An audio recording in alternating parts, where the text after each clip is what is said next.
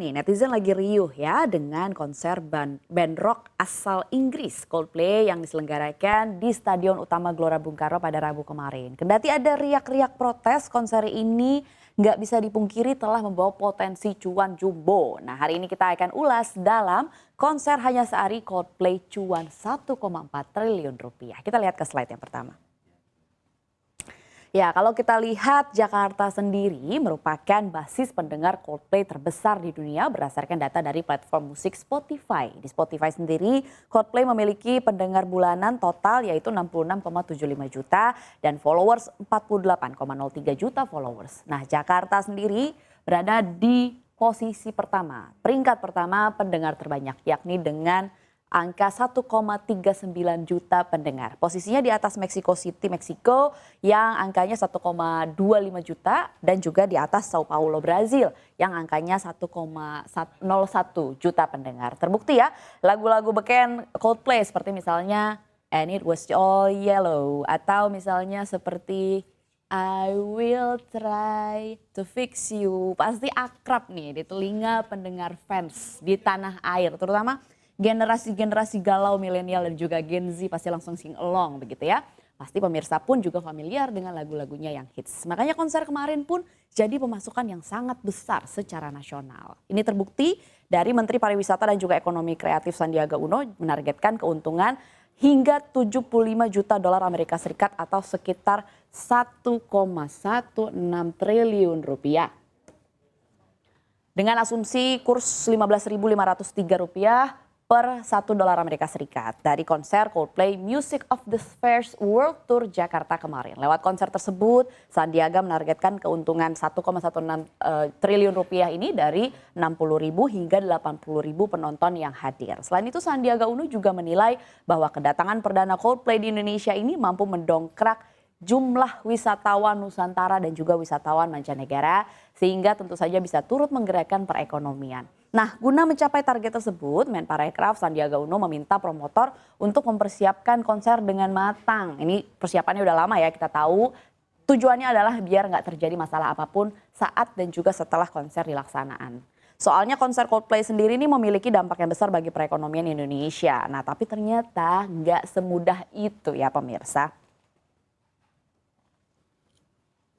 Tadi kalau kita udah lihat nilai-nilai positifnya, berkah-berkahnya begitu. Tapi ternyata ada kontranya juga nih, nggak semudah apa yang sudah dipersiapkan. Salah satunya mulai dari menurut pengamatan tim liputan CNBC Indonesia, sejumlah massa yang tergabung dalam Aliansi Gerakan Nasional Anti-LGBT melakukan aksi demo di kawasan Jalan Asia Afrika, tepatnya di persimpangan Hotel Mulia Jakarta Selatan pada Rabu kemarin. Aksi demo tersebut pun diikuti oleh massa yang menuntut agar konser Coldplay dibatalkan karena mendukung LGBT.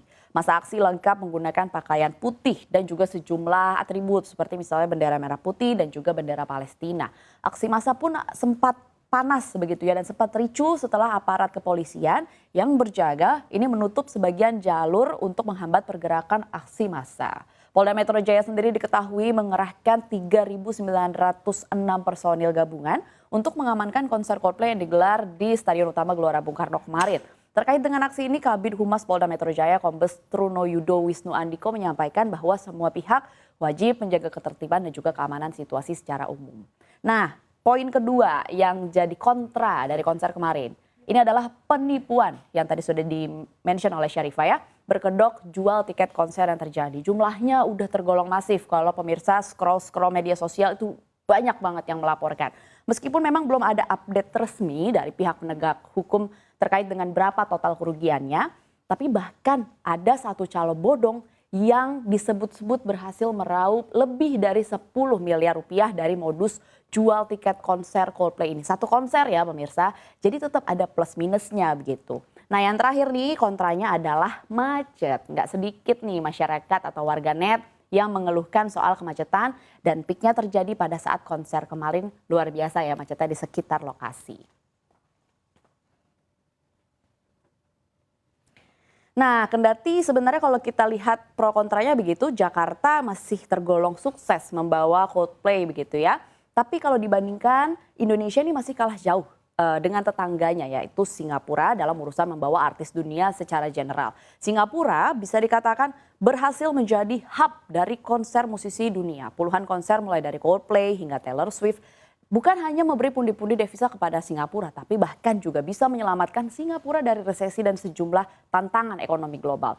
Ini terbukti dari jumlah hari Coldplay manggung di Indonesia ini kan kebagian cuma sehari. Ini karena saya juga ikut tournya nih pemirsa. Di Singapura itu sampai dapat 6 hari, berarti 6 kali lipat.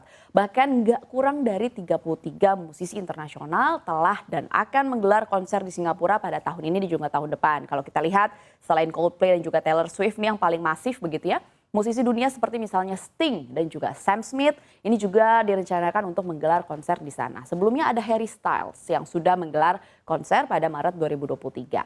Nah, terpilihnya Singapura sebagai tempat atau negara konser tentu saja menjadi berkah terutama dari devisa turis. Sebagai catatan kunjungan turis di Singapura pada tahun 2019 atau sebelum pandemi begitu ya untuk perbandingan ini mencapai 19,1 juta orang. Sementara pendapatan CADF-nya menembus 27,7 miliar dolar Amerika Serikat atau sekitar 415,22 triliun rupiah.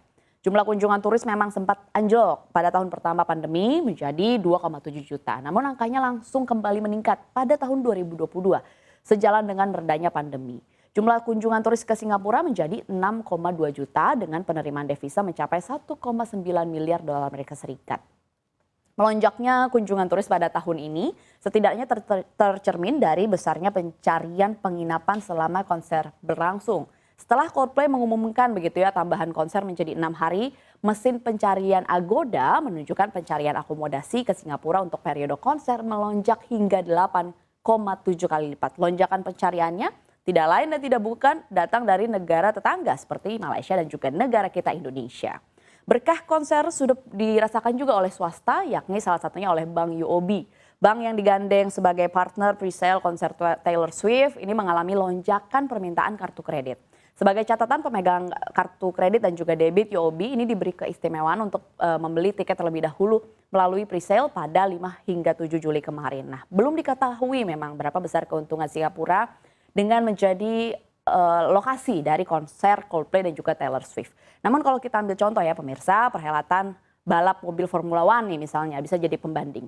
Ajang balap F1 biasanya digelar selama 3 hari termasuk proses kualifikasi dan juga acara puncaknya yakni final race. Sebanyak 302.000 orang akan membanjiri Singapura setiap tahunnya selama 3 hari balap F1 kalau kita lihat pada tahun 2022 ya datanya. Data Kementerian Industri dan juga Perdagangan Singapura memperkirakan balap F1 mendatangkan keuntungan hingga sebesar 1,5 miliar dolar Amerika Serikat sejak tahun 2008 hingga 2022 atau rata-rata 150 juta dolar Amerika Serikat per tahun atau 2,25 triliun rupiah. Ini satu acara aja nih. Nah kalau kita bandingkan konser 6 hari Coldplay sendiri ini diperkirakan akan membanjiri 300.000 penggemar musik. Berbeda dengan ajang F1 yang udah pasti digelar setiap tahunnya di Singapura. Konser Coldplay dan Taylor Swift ini kan bukan ajang tahunan ya, sehingga diperkirakan pastinya akan mendatangkan devisa yang lebih banyak, terutama lewat shopping atau belanja. Ini jadi kabar yang baik begitu ya buat ekonomi bangsa ini. Kemudian kalau kita lihat infrastruktur yang memadai dan juga lokasi Singapura yang berada di tengah-tengah Asia Tenggara, ini memudahkan negara lain seperti misalnya Indonesia, Malaysia, Thailand dan juga Filipina untuk mengunjungi negara tersebut. Tapi ternyata infrastruktur yang memadai ini nggak akan efektif tanpa dukungan besar pemerintahnya. Salah satunya adalah lewat yang dilakukan oleh pemerintah Singapura adalah Singapore Tourism Board atau STB yang merupakan motor utama munculnya Singapura sebagai tujuan utama pariwisata, pertemuan, hingga konser taraf global. Badan yang berdiri pada tahun 1964 ini juga memberikan banyak insentif untuk mendukung industri hospitality serta pariwisata. Setelah industri pariwisata dan juga sektor jasa Singapura terimbas parah oleh pandemi COVID-19 sama seperti negara-negara lainnya, STB ini langsung meluncurkan program bernama Singapore Incentives and Rewards. Nah ini nih yang kayaknya memang harus kita pelajari di Indonesia. Ada puluhan insentif yang dikeluarkan, termasuk salah satunya bisnis event in Singapore, kemudian ada juga insentif Singapore MICE Advantage Program atau SMAP. BEI sendiri sebagai lembaga membantu perusahaan dan juga event organizer dalam mengamankan venue, marketing, kemudian publicity hingga pendanaan untuk perusahaan tertentu. Sementara SMAP ini juga akan membantu dalam proses penyelenggara dalam melancarkan acara, memberikan diskon hingga keistimewaan dengan sejumlah partner mereka seperti misalnya Singapore Airlines, kemudian Changi Airport Group, Jetquay, Starhub, Nets, Sentosa, dan juga Grab. Nah pemirsa sekali lagi, tadi kita sudah ulas ya, kayaknya ini nih yang harus ditiru oleh Indonesia. Kita kan sebagai negara secara lokasi besar, sumber daya alam tersedia, lahan gak perlu ditanya, banyak. Tenaga kerja pun berlimpah. Harusnya kita bisa belajar nih dari Singapura untuk mendapatkan devisa dari konser-konser kelas global seperti Coldplay. Tapi secara administratif dan juga perizinan, ini harus dibuat lebih ramah dulu ya bagi para musisi dan juga promotor. Kemudian infrastruktur pun harus didukung dan juga pemerintah juga harus mendukung tentunya. Mimpi besarnya Indonesia lah yang akan menjadi top of mind venue acara-acara bertaraf internasional.